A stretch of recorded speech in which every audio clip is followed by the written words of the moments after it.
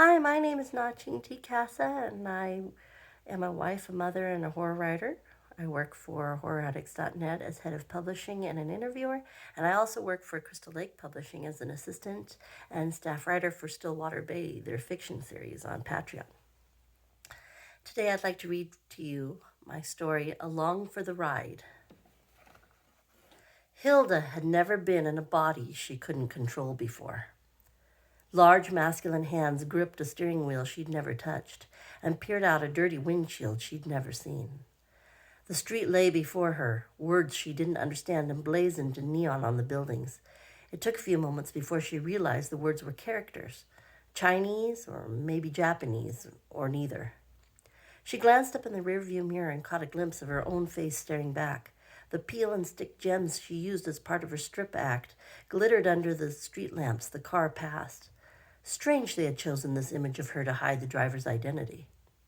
Silence had filled the car when Hilda stepped into the driver's mind, and the sudden blare of Frank Sinatra's voice singing Fly Me to the Moon made her jump.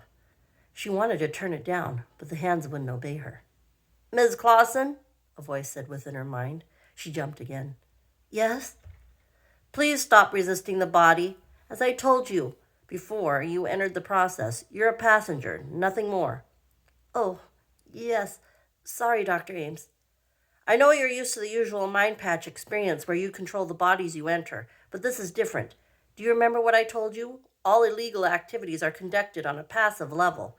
To eliminate culpability. Yes, I remember, Doctor. Do you remember the other thing I told you?" "No, I'm afraid I don't. I'm sorry." "You must not struggle against the body. The more you resist, the more you'll harm your own brain. You could cause a stroke." "I'm sorry, Doctor. I won't resist." "When the time comes, I'll allow you to feel everything your driver does. Please be patient until then." "All right." The car turned into an alley, and the driver braked to a halt. Sinatra's voice ceased to sing when he pulled the keys from the ignition. He climbed out of the car, hurried to the trunk, and unlocked it. An array of weapons, guns, bats, knives, brass knuckles, and blackjacks, lay on display beneath the trunk's amber light. The driver paused. "Miss Clausen," Dr. Ames said, "he would like to know what weapon you'd like him to use." "I want a knife," Hilda said. "The biggest one he has. The son of a bitch who killed my mother did it with a knife." The driver chose a large knife with a broad blade and wooden handle. "Is this one satisfactory?" Dr. Ames asked. "Yes." The driver shoved the knife into a sheath on his belt. He pulled out a pair of gloves, closed the trunk, and headed for the apartment building on the right. The service entrance door swung open on silent hinges. It hadn't been locked. Hilda watched as the driver ascended the dark stairway, making his way to the second floor. He paused before apartment 2B and knocked. If Hilda had been in her own body, she would have been shaking by now. The man who had killed her mother lay just beyond the wooden door. She couldn't wait to see the look on his face. "Who is it?" a voice called. "I'm from maintenance, Mr. Chan," the driver replied in an electronically altered voice. "I'm here to fix your sink." "It's about time," Chan said. The door opened, and a balding man in a white tank top peered out. "It's been blocked all morning." The driver entered the dimly lit room and shut the door behind him. "This way," Chan said. "The bathroom is here." Hate swelled within Hilda's heart.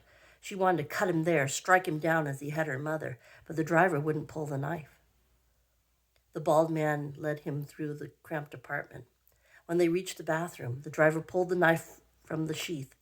A thrill raced through Hilda's mind. At last she had him. At last her mother would be avenged. "I want to feel it, Dr. Ames," she cried. "Let me feel what it's like to bury a blade in his gut." Chan turned when he reached the doorway of the bathroom. When he caught sight of the knife, a myriad of emotions shifted over his face. Surprise and fear stood foremost.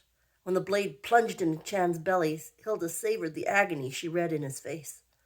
The iron scent of blood filled her nostrils, followed by the odor of urine and feces. A warm spray spread over her skin, and a few drops spread across her lips. She tasted the salt on her tongue. Crimson spread over the floor and the walls. The color reminded her of the single red rose left beside her mother's corpse, the calling card of the man she now attacked. A song filled her ears. "Fly me to the moon," the driver sang as he slashed. Let me play among the stars. The bald man fell to the floor and the driver leaped upon him. The knife cut deep, slicing Chan's cheeks and nose, rendering his face unrecognizable. The driver grew more gleeful, his singing louder. He wouldn't stop. Hilda tried to close her eyes, tried to pull back, but couldn't. The more she tried, the worse the carnage became. Dr. Ames, she cried. Dr. Ames, get me out! Make it stop! Miss Clausen, you must stop resisting. We'll have you out in a minute. I don't want to see any more. I don't want to feel it. As though her words had reached him, the driver rose from the body. He stood there panting for several minutes. Then he entered the bathroom. Hilda glimpsed her own bejeweled face in the mirror, only the gems had changed into spots of blood. Slick soap coated her hands. Water warmed them. When the driver reached into his inner pocket and carefully withdrew what lay inside, she felt that too. The thorns pricked her fingers. Her mirror image grinned. Thank you for listening to me today, and that was Along for the Ride.